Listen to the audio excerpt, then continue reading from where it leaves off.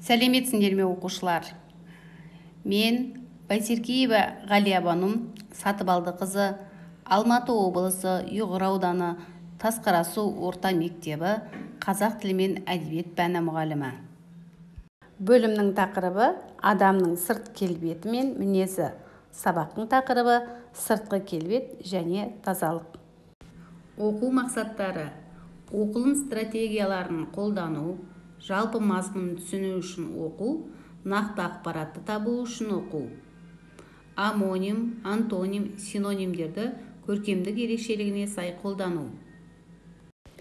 Бағалау критерийі: мәтін мазмұны негізінде маңызды ақпараттарды анықтайды, оқылым стратегияларын қолданады, амоним, антоним, синонимдерді анықтайды, көркемдік ерекшелігіне сай қолданады. Қызығушылықты ояту. Балалар, суреттерге көңіл аударайық. Кімдер бейнеленген? Сыртқы келбеттеріне қарап, адамды тануға бола ма? Иә, балалар, дұрыс айтасыңдар. Бірінші суретте қазақтың ұлттық киімін киген қазақ аруы, батырдың киімін киген қазақ батыры. Үшінші суретте спорттық киім киген футболшының суреті. Иә, балалар, дұрыс айтасыңдар. Иә, балалар, адамның сырт келбетін түр әлпетіне, киім киісіне қарап байқауға болады екен. Айтылым: бірінші тапсырма.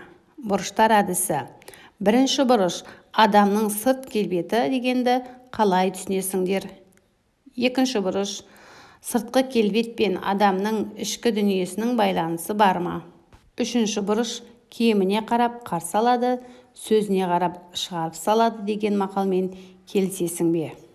Ал балалар, ықтимал жауаптармен өз жауаптарыңды салыстырыңдар. Адамның сырт келбетін түр әлпетіне, киім киісіне қарап байқауға болады. Сырт келбет пен ішкі дүние бір-бірімен өте тығыз байланысты. Бұл мақалмен келісуге болады.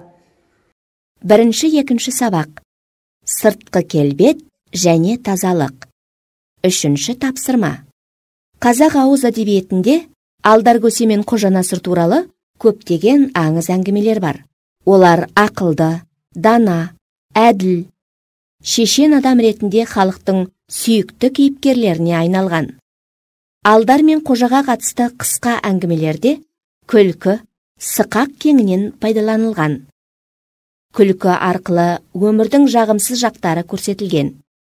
Осындай әңгімелерде Алдар мен Қожанасыр тапқырлығымен, айла амалдарымен, қулық істермен халыққа кең танымал болды. Аты аңызға айналды. Мысалы, Қожанасыр туралы мынадай аңыз сақталған. Бір бай той жасапты. Тойға Қожанасыр да келіпті.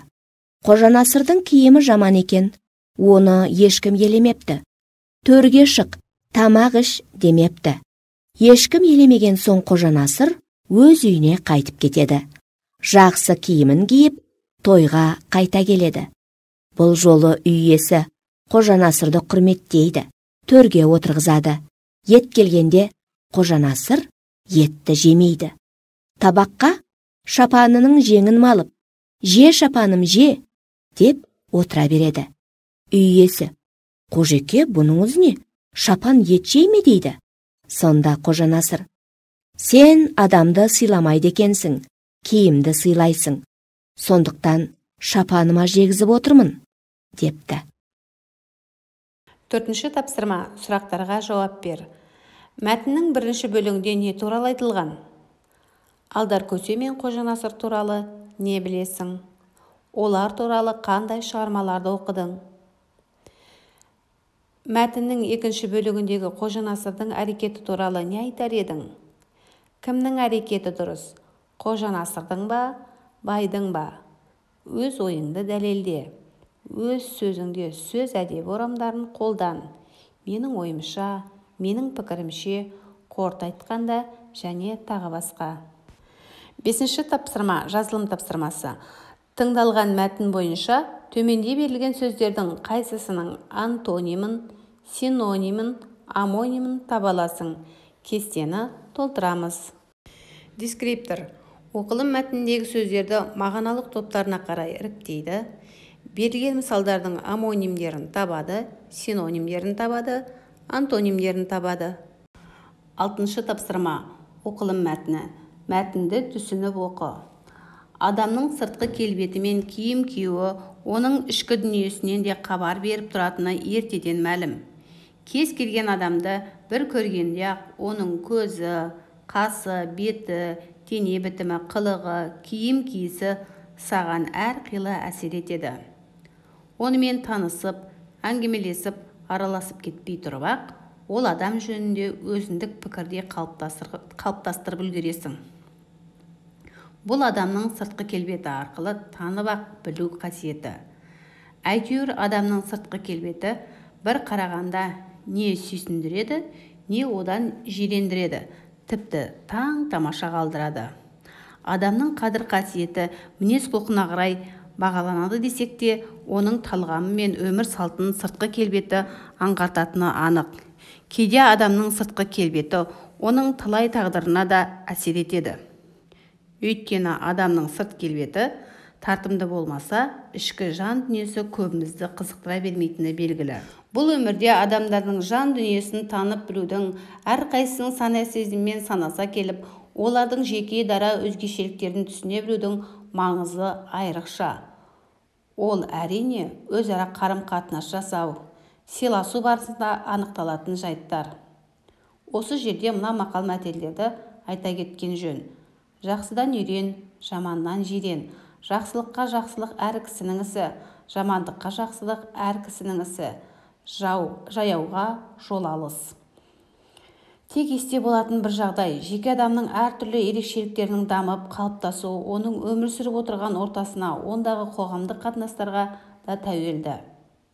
Бірте-бірте мүлде бөгде өмір салты қалыптасады.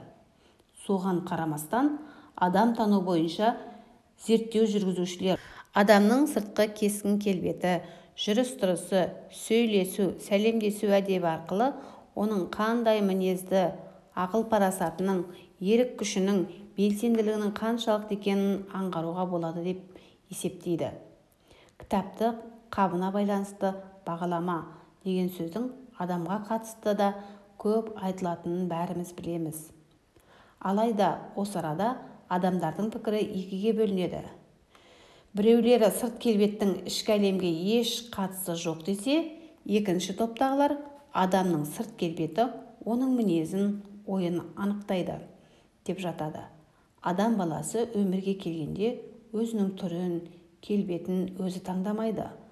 Бірақ өмір сүру барысында сырт келбетін дұрыс қалыптастырып, күтім жасауының арқасында бақыт құсын қолына қондырса, келбетінің кесірінен армандарын желге ұшырып алуы да әбден мүмкін. Сондықтан сыртқы келбетке аса мән берген жөн. Талғамды қашанда ақылға жүгіндіру қажет. 10-шы тапсырма жазылым тапсырмасы. Графикалық диктант әдісі. Төменде берілген ойды керекті сөздермен толықтырып жаз. Дескриптор берілген ойды түсінеді, керекті сөздерді орынды қолданады, сөйлемдерді толықтырады. Кері байланыс. Бағдаршам әдісі бойынша бағалаймыз. Қызыл, мен ештеңе түсінбедім. Сары, маған әлі де түсініксіздеу. Жасыл, маған бәрі түсінікті. Бүгінгі сабағымыз осымен аяқталды. Қош сау болыңыздар.